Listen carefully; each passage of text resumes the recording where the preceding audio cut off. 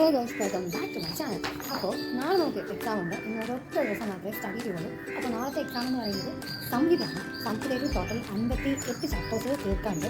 സത്യം പറഞ്ഞാൽ ഈ 1.5 വർഷ കാലയളവിനിടയിൽ ഇതുവരെ വായിച്ചിട്ടില്ലാത്ത, അതായത് ആദ്യമായിട്ട് വായിക്കാൻ പോകുന്ന ഒരുപാട് ചാപ്റ്റേഴ്സ്. എനിക്കറിയില്ല എത്രത്തോളം നമുക്ക് തീർക്കാൻ പറ്റുമെന്ന്. കുറച്ച് ഡിഫിക്കൽട്ട് സിറ്റുവേഷൻ ആണിപ്പോൾ. എന്തൊക്കെയാണെങ്കിലും പഠിച്ചു തുടങ്ങിയതിനെ പറ്റും. അപ്പോൾ ഇപ്പോൾ എന്തായാലും ശ്ലോകപാരായണമൊക്കെ കഴിഞ്ഞിട്ട് 8:30 ആയിട്ടുണ്ട്. അപ്പോൾ എന്താ ഞാൻ പറയുക, ആദ്യം തന്നെ സിലബസിനൊക്കെ എടുക്കുന്നത്.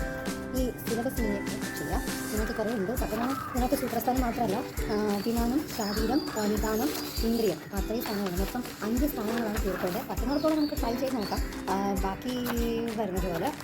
അപ്പോൾ തുടങ്ങിയാലോ, ലെറ്റ്സ് ഡു ഇറ്റ് ടുഗെദർ.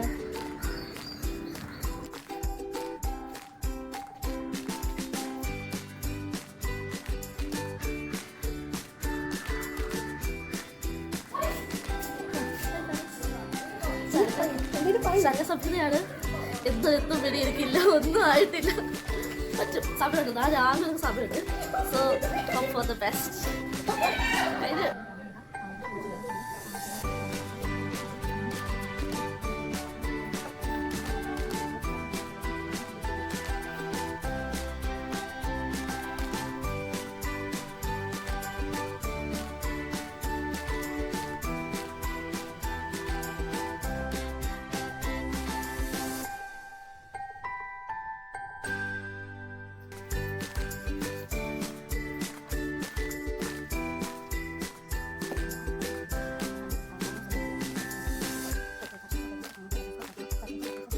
അപ്പോൾ നമ്മുടെ സംഹിത എക്സാം അങ്ങനെ കഴിഞ്ഞിരിക്കുകയാണ്. അത്യാവശ്യം നല്ലൊരു ക്വസ്റ്റ്യൻ പേപ്പർ തന്നെയാണ്. ഇപ്പോൾ സൂത്രസ്ഥാനം മാത്രം പഠിച്ച ഒരാൾക്കാണെങ്കിൽ നന്നായിട്ട് ഈസിയായിട്ട് പാസ്സാകാൻ പറ്റുന്ന ഒരു പേപ്പർ കൂടിയാണ് ഇത്. അതെനിക്ക് മനസ്സിലായിട്ടുണ്ട്. എന്നെഴുതി ഞാൻ സൂത്രസ്ഥാനം ഫുള്ള് പഠിച്ചു എന്നല്ല പറയുന്നത്, പക്ഷേ നല്ലതാണ് കേട്ടോ.